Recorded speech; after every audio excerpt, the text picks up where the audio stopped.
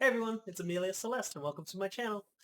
Um, so today I'm going to be talking about um,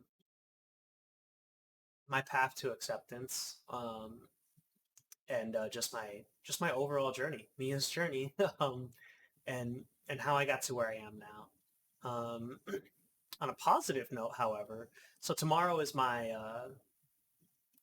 it's my year of me coming out. So the first person I came out to. Um, and I'll probably talk about that here too.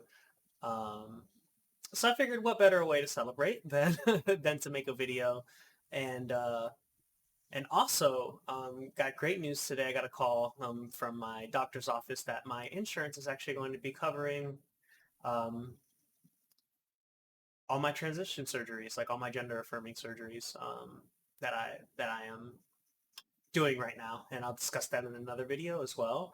But it's like life is poetic in a way.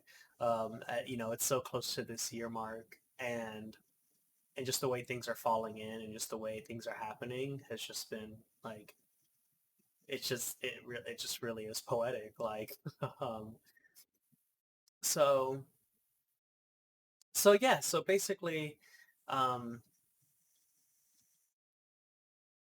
I just want to I guess run you all through my life's journey in regards to my transition. Obviously, my life has been a huge journey, but just in regards to my transition and just all the phases I kind of went through to become the woman I am today. I'll kind of go try to go in order, I guess. So I'll start with childhood. So my childhood was had its own um, such a trauma, just like anyone's does, I think. And four siblings, a mother working three jobs to support us, um, and me being the youngest.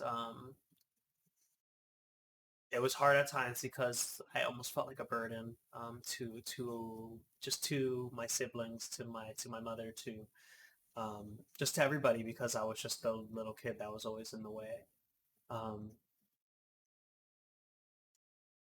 but I mean, I have very fond memories of my childhood. Obviously, tough times and some not so tough times, and um, I won't get into that so much here because this isn't what that video is.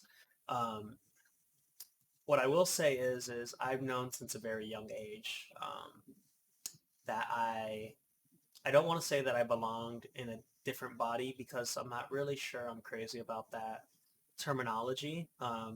Because honestly, for the most part, I'm comfortable in my body. I'm not comfortable with certain aspects or ways that my body presents, but I'm also not ashamed, I guess, of it. Um, and But I've known just since a young age that like I just didn't feel like I fit in with the gender role I was assigned. With the like, we're all assigned genders, and within those genders, we have certain roles we're expected to to abide by. At least back then, especially back then, especially being Hispanic. I think it's a little more. I think people of minorities from just different types of ethnicities that aren't necessarily just American. Um, my basic grasp of the situation is we're treated a little more intensely than some other demographics. Um, so being Hispanic, I was a boy. I was needed to act like a boy. I needed to talk like a boy, dress like a boy. Um, I needed to like just prepare myself to be this this man that I never felt like I was ready to be. Um, so I think around 8 years old was the first time I started having these thoughts of I just didn't feel right um, with any of that. And But growing up the way I did, I just kind of harbored those feelings and I repressed them because I did not want to be more of a disappointment or more of a failure in my family's eyes than I already felt like I was because I was so much younger than than most of my family. Um, my closest sibling 7 years older than me, um, so it was just like I didn't really have that. I didn't have that connection, and I get it. Like it was almost like I was an only child at times because of that age difference and because of how I felt. Um, so so growing up, like being of Hispanic culture and religion were very big parts of my childhood. Um, I was in church pretty consistently most of my life till about like 17, 18 years old maybe. Um, I even got rebaptized on my own. And just some of those teachings there, or some of the the beliefs within those teachings is that anyone with basically like in the LGBTQ community, so like gay, lesbian, trans, whatever, um, it's a sin. And so that weighed pretty heavily on my life. And it was so anytime I would have thoughts of feeling different or feeling like I didn't belong, um, in that role I was in, I just had to fight it away because I was like, well, I don't want to go to hell. I don't want to I don't want to be sinful. I tried for the most part to try to live my life um, as good as I can or as best as I could, avoiding any deadly sins that will just purge me to hell no matter what. Um, and and so the thoughts of me not belonging and wanting to be a girl and stuff were just unacceptable. So I fought them. Um, and it's interesting because like these are things, a lot of these things I forgot. I repressed it so hard I just forgot these feelings, to be honest. And like looking back on like on birthdays, I used to wish I would wake up as a girl for a day. If I saw a shooting star, I used to wait I used to wish that I could be a girl. If I um 11/11, which is my birthday, and also 11/11 make a wish, um I used to wish that if there was any way, whether even if it was like I said just for a day, like could I be a girl, like all these moments where you can wish or whatever, that was almost always my wish. That or if I could be Goku or something. Like it was either I wanted to be a girl or I wanted to be a Super Saiyan. Those were the those were the most popular thoughts and wishes. And and so honestly, like until I started therapy and looking back, I'm like, holy crap, because I thought one, I I told myself that I wasn't allowed to have those thoughts, but then at the same time, I told myself, well, other people have these thoughts too, right? They're not weird. They're just thoughts. It's just things crossing my mind. Um, and so I always try to tell myself it was no big deal. But clearly it was. And I was just fighting it. And I don't know if I was fighting it as much as like I think if I knew I had, if I didn't grow up the way I did, or if I didn't hear the things I heard growing up, that being gay or whatever and stuff and trans and just whatever was sinful, and that if I if I was in an environment where I saw acceptance to all people and I didn't see anyone get treated differently, or I hear remarks about people getting treated differently, maybe I would have felt more comfortable to express myself at a much younger age. But I didn't get that at all. And so I never did. And it's one of the things I'm working on as an adult now, to show a very accepting environment, because it's one thing to just like say you accept people and just never talk about it. That's like the easy way. Another thing that I'm trying to, I hope, I want to show that love and acceptance and talk about it and make it a conversation piece, um, and not necessarily in a sense of, oh, you should be this or you should be that, but just letting my child or anyone I come across know that being around me and being with me is a safe space. That you can be whoever you are, and there's nothing wrong with that. Without using terms, just being very broad in the sense of, you know, I love you no matter what. Be you. Like, live your life. Like, don't let people have you be fearful of who you feel like you are inside. Um, and uh, and that's how I hope to lead myself forward and lead my life. And it's something I'm still working on because 30 years almost of acting or feeling like I had to be a certain way. Um, it's kind of hard to erase.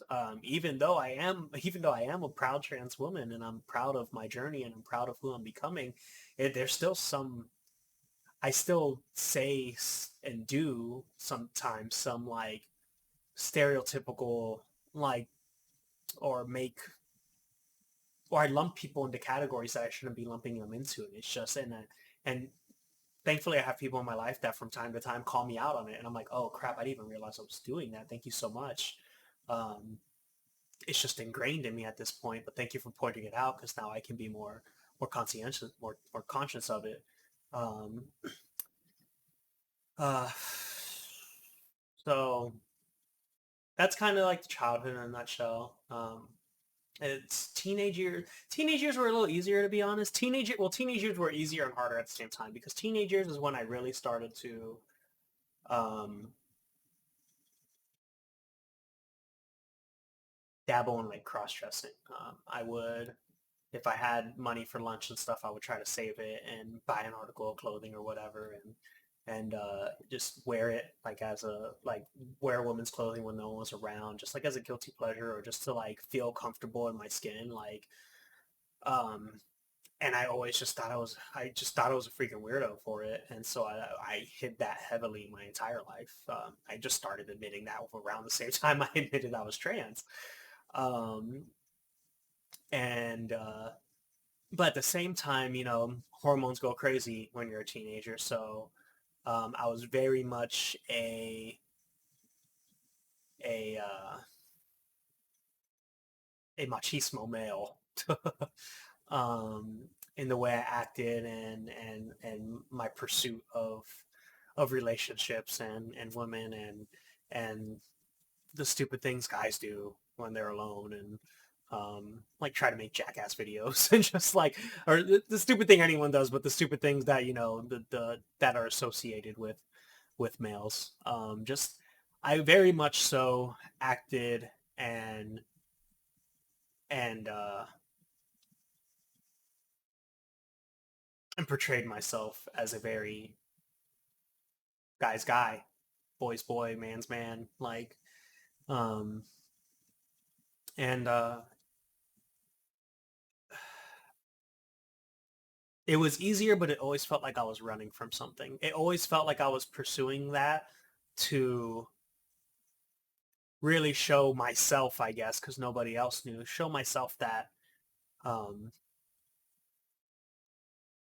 that, you know what, yeah, I am a man. Like, I'm not like, what, I can't have any of these thoughts, and like, um and then anytime I would like cross dress or something, I would be like super disappointed with myself. And like after a few weeks, I would purge everything I bought and say, "Oh my god, I'm never doing this again. Why am I doing this? You're not going to be happy that way. You're a man. Like, why stop trying to pretend you're something?" Um, and so that was a lot of my teenage years.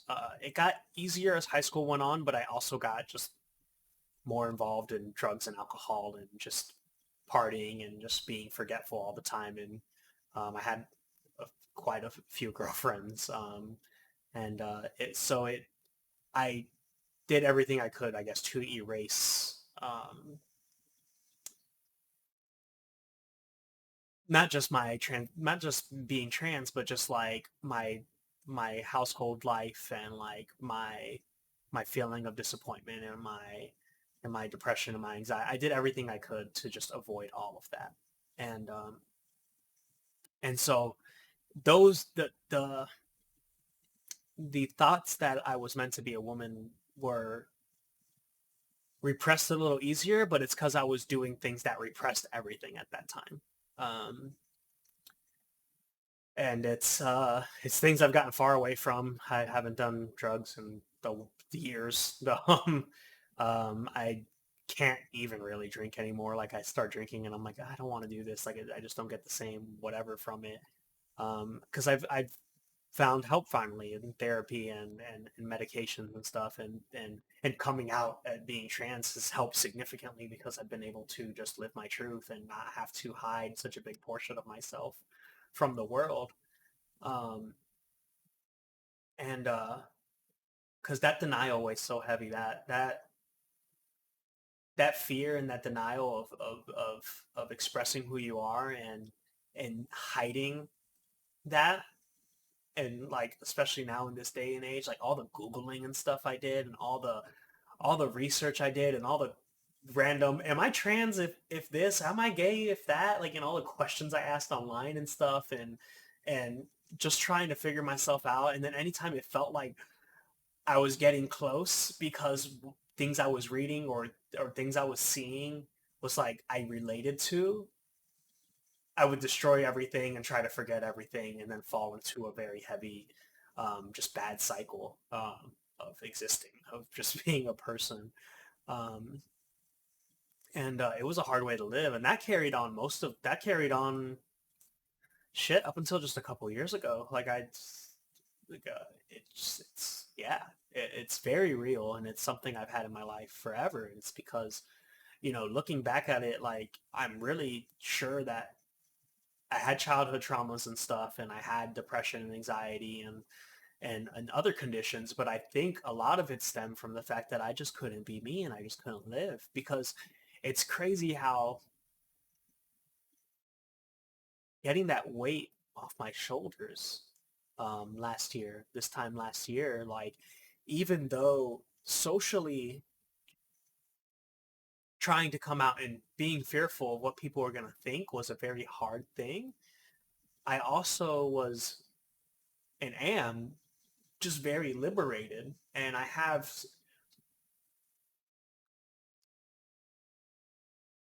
able to just live happier now. Like I can focus better. I'm less stressed out about things. Like I'm trying to figure myself out. I'm trying to live for myself.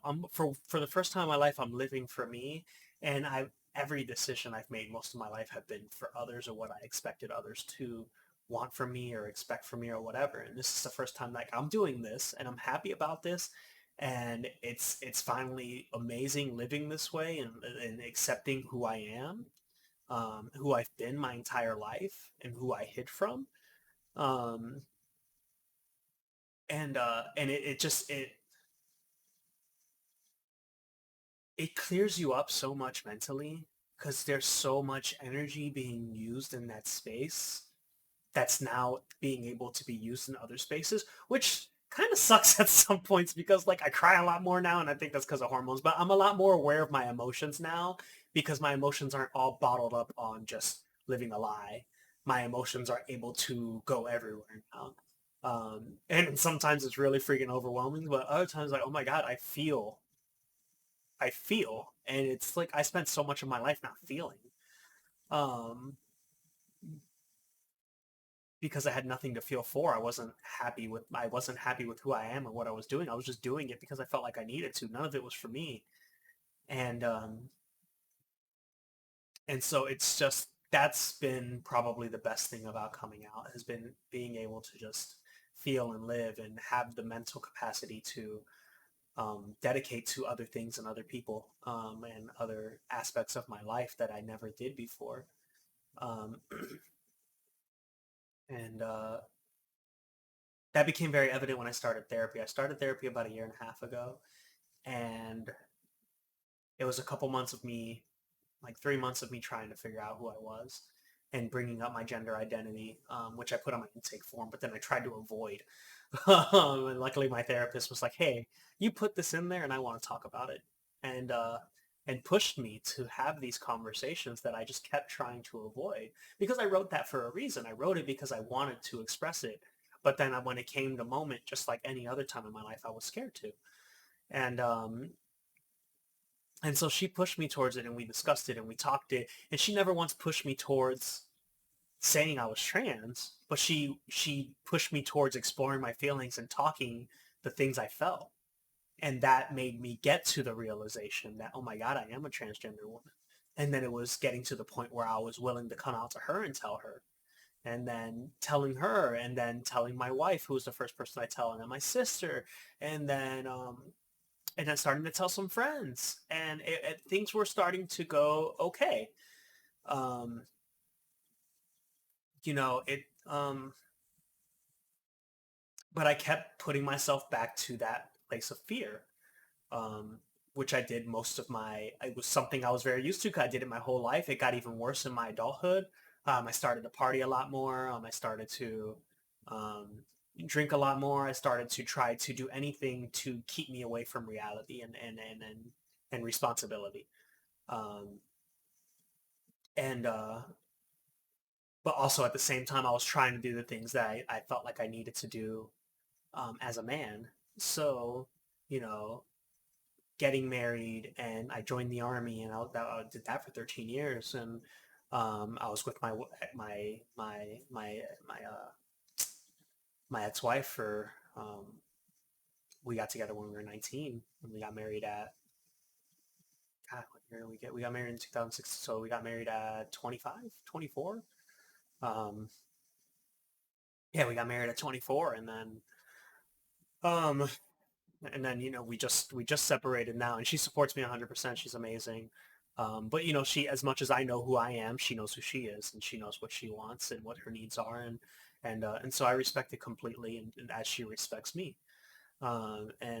So it is a great relationship, and it's one that has made this a lot easier because I've been able to have someone I can confide in and someone that understands me, and and we're able to keep a very close relationship, especially for a child, which has been so important because like that's another thing. I was like, okay, I gotta have a kid. I gotta do this. I was doing all the things I felt like I needed to do to fill a role, and I was happy in that role. I mean, it's not like any of it was a lie. I love my wife. I love my child. Um, I enjoy my time spent in the military. But at the end of it, it was all things that I felt like I needed to do, and and not that I wasn't happy that I did them, but I don't feel like ugh, I just I can never say I regret anything because the years I spent with her were the best years of my life, some of the best years of my life. No, the best years of my life. Besides now that I'm actually accepting myself, my son I wouldn't trade for anything on this entire freaking planet. Um, and so I guess my only regret is not regret, but the only like remorse I feel is that having put her through that and me not knowing, because it's not like I was intentionally doing these things. It's just things I felt like I needed to do, and my brain telling me, well, you need to do those things because that's who you are, and this is the path you need to follow, and and me fighting who I was, and because it wasn't like I was doing it to hide who I was. I just wasn't accepting who I was, and this was helping me get away from that, and so it all just kind of happened naturally because as a result. Um, and So yeah, I mean, in my early adulthood, like I was making a lot of these decisions, but then at the same time, like it was also me trying to. A lot of my friends are in the community, and so I would use that as an excuse to at parties. Hey, I should go dress as a girl at that party or whatever as a joke or like as something cute. And I had like a name and like we would joke about me being on Drag Race and like all sorts of stuff. And it was all of my way of trying to live this other life without anybody knowing. It was just like a cute thing I did because people were like, "Oh, you should do it. You look so good. It's so much fun." And it was I mean, it was only a few times, but it was like it was all, once again, those were just parts of me being in denial. And so the moment I finally came to that acceptance with my therapist, and then I told my wife, and I started telling family and whatever, I felt great. I was worried about what was coming next, but I felt great. Um, but then the weight of, okay, now I have to tell my job. I have to tell friends that I'm not sure if they're gonna. Cause I was telling all the easy people. I was telling all the people I felt comfortable with first. So if you've known this for damn near a year now, you should all know that you are the most comfortable people I have in my life, and that you mean the world to me. And not that if anyone found out later that you don't mean the world to me, it's just I was scared, because these are people that at the same time, like, I was so fearful of losing that I just put it off. And I put it off to the point where, so I, so I started coming out February 16th of last year. I started hormone therapy March 9th of last year. Um, and come June, or come May, like Mayish June, I was so fearful of continuing down the path of transition and and continuing to come out because of the fear of losing people, that I reconvinced myself that I was not trans, and that this was all a mistake, and that I needed to stop, and that I couldn't do this because I didn't want to lose anybody. And I was like, you know what? My life is okay, and I don't want my life to not be okay. I was so scared of what it could become that I didn't allow it to get there. So I stopped transitioning. I tried to remedy things with my wife, and I tried to just go back, but the dysphoria and the feelings of me living this lie got stronger, and they got worse. And I started to get extremely depressed, and I started to get extremely snappy, and I was, um, very irritable, and I was like starting to have suicidal thoughts, and like just actually started thinking of ways to end my life because it would be easier to continue to live a lie than disappointing people to live my truth. And um, and so I did that, and around like mid July, I was like, I can't do this anymore. I have to accept who I am, and and no matter what steps I take, um, to hide it, like, it's not making this any easier. So I I went back to my therapist. I talked to my spouse. I told her, hey, um, I really do want to transition. I really do got to figure this out, and I really am a woman, and I have to do this. And I apologized again for, I'm so, just, it felt so bad putting her back and forth through everything. Um, but I knew this time for sure that after everything that, like, I was positive this time. Um, so I went to my therapist and we talked about it, and I got mentally stable again. At least away from the suicidal thoughts and stuff. And I just reaccepted myself, and I was like started to become proud of who I was, because even throughout those first few months of transitioning, I was avoiding everything. I didn't want to change my name. I didn't want to change my pronouns. I didn't want to start dressing or acting differently, or trying to see how I want to present. I was just like, oh, I'm on hormones. I don't need to do any of that, because I was still denying, in a way. I was still just like, inner transphobia I had for myself was still very prevalent. But going through everything I went through to get back to the point where I decided that I am going to do this. Um, and when I started again back in August. I started hormones again, and immediately was doing things differently. I was painting my nails. I was already asking people like, how should I go about changing my pronouns? I started bringing up name change. Um, I started trying to get clothing, and like And like I started buying wigs so I could feel confident when I did present out in public. I started doing all these things that I was avoiding before, and it was so liberating to finally start feeling like myself and accepting myself for who I was. Um, and so that was a great feeling, and I just kept building up, and I kept building up, and I kept building up, and I kept building up, and and and that gets me to where I am now.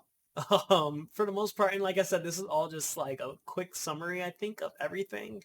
Um, but just kind of, and if anybody wants further detail on any topics, please, on any of this, please let me know. Or if anybody has questions, I'll be more than happy to answer them in the comments. But like, it's so much. It's not just waking up one day and going, "Oh, I want to be a girl." There's so much fear and anxiety and inner transphobia and like confusion and denial and regret and like just depression and just everything that goes into it. Like, at least for me, I feel like maybe there are some people out there who are wake up and or not wake up, but they know who they are and they say it out loud and they're proud and they never have a moment of like of fear or anything. And there probably are people like that, but I want to say that, the vast majority of us go through an extensive amount of just self-hate and fear and and difficulties trying to get to the point where we're able to accept ourselves. And and it's such a powerful moment. Like, and it's so funny because at times I'm like, damn, I feel like I'm transitioning so late, but then I see some of these other lovely women who started at 50, 60, 70 years old, and they're all just happy that I'm starting when I started. And I'm for the 15-year-old who decided to start. Like, it's because when you're ready to start, you're ready for you, and it doesn't matter when that is. It doesn't matter if it's now, if it's 10 years from now, 20 years from now. It's when you're ready, because when you're ready, you finally get to that point where you know that you can't keep living how you're living. And when you get to the point that you're ready, it's such a powerful moment because it's you're deciding to choose your life. Because when you're not ready, there's so much fear in you and there's so much like you're ready to give up your life because you can't accept it. And we lose so many people that way. And so to undermine the journey that someone takes to get here, to come out and to accept themselves and to be able to really live this life regardless of when, where, or how it happens, it's just so terrible because it's so hard to get here, and it's so powerful because for once you're finally choosing yourself over everybody else, over everything else. And so I'm so grateful to be here. I'm so grateful to be recording this video. I'm so grateful to have the people, the support system I have in my family and my friends and work and just everything. Um, because without them, I wouldn't be here. Um, Truthfully, if I would have started coming out and had shitty people in my life, I'd probably be 6 feet under because I was in a dark place, and I'm not there anymore, thankfully. And I'm just so happy to be living. Um, and accepting of myself and going through this, um, changing my name and changing my pronouns and I have extensions that I love and my nails are always done and like I get to present as a woman. I get to be addressed as a woman. I get to live life the way I saw so many years ago, away from a perception of having to be a certain way because I was born in a certain body. And and now I just get to live how I want, and it's just liberating, and it's like I don't feel like I've made the wrong decision at all. Like I am happy presenting, living, and spending my life as a woman because that's who I am, and I don't have to keep having this facade of not being this. Um, And so taking the steps like the hormones and stuff, um, and mentally accepting yourself and taking on a role that you've always dreamed you could be in. It's like if you were an actor and you like, this is my dream role and that's what I want to be. And people are like, oh, well, like, what makes you want that role? And you're just like, it calls to me. It's where I belong. It's that role is meant for me because it speaks to me. And that's what being a woman was. It speaks to me. It's not just some decision. It's not just some like spur of the moment thing. It speaks to my life. It's how I want to identify. It's how I want to live. It's how I'm going to live and identify because it's who I am. Um, and so, like I said, I can go so much deeper than this, but I'm already like 40 minutes into this video. Um, but I'm happy where I am. I'm happy with how my transition is going. I'm happy with how I'm perceived now. I'm just happy with every aspect of my life. So joyous that I fortunately worked for such an amazing place with such an amazing benefits plan that all my surgeries coming up that I'm gonna have are gonna be fully covered, and and like it's amazing because I get to be who I am, and that's how it should be. Everybody should have that same access because you shouldn't be trapped because of money. Because it sucks that there's so many people out there with that aren't able to ever fully be who they see themselves, how they imagine themselves, see themselves um how they deserve to be because of financial limitations or societal limitations or regulations or laws. We should all be able to be who we want, or not who we want, who we are, and live that truth. And so I'm fortunate that I'm going to be so much closer to that and feel so much more confident in my skin and feel so much better because I, it's I still wake up and I still see myself and I still am very just like I just don't like what I'm looking at because it doesn't feel like the person I am. And I'm so grateful to be a step closer to that. And and I just can't wait to see where the rest of my life takes me. I feel like I'm going to go beautiful places and meet beautiful people, and I just want to make whatever positive impact I can to whoever I can, whether that's one person or a million people. I don't care. I've already impacted some, and that's it. That's what's inspired me to start this channel. I've had a few people who have been able to um, come out, well, at least from what I've heard and what they've told me, is come out because of me, because they've seen how just proud I was in my journey and um, how unafraid I was, even though I was so fearful inside. And to have that inspiration is just it's crazy. It's such a feeling that I don't know how to describe, and it's one that like I want to keep having. Not for selfish reasons, but for good reason because I want to help people. I want people to realize that we're all not just you're not trapped. Um, I felt like I was there too. We all felt like we were there at one point, and you can live the life you want. You just need the right people with you. You need to be there to accept it for yourself, and you need to take the appropriate measures to get there. And I want to help people get there. I want to inspire people to seek therapy. I want to inspire people to seek support groups. I want to inspire people to get the courage to come out. Um, and like I said, even if it's just one person, um, it's one more person that I'm potentially saving from a life of fear and from a life of regret and from a life of um, of denial. And so that's everything, guys. I think I'm going to be back tomorrow with another video, a quick one. I do my injection tomorrow. Um, so So I think I'm going to record that process and try to describe it a little more, because it's like impossible to find videos of people injecting themselves and them describing how you're supposed to do it. Everybody's just like, hey, look, this is how you do it and it's done. So I kind of want to show people that process a little more in detail to help people. So if you have needle phobia, stay away from that.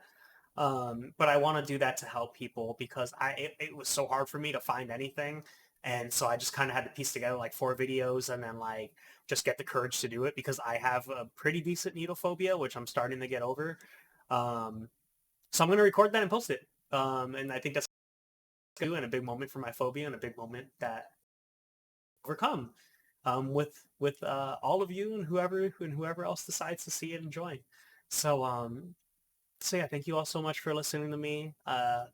And love you all, and see you next time.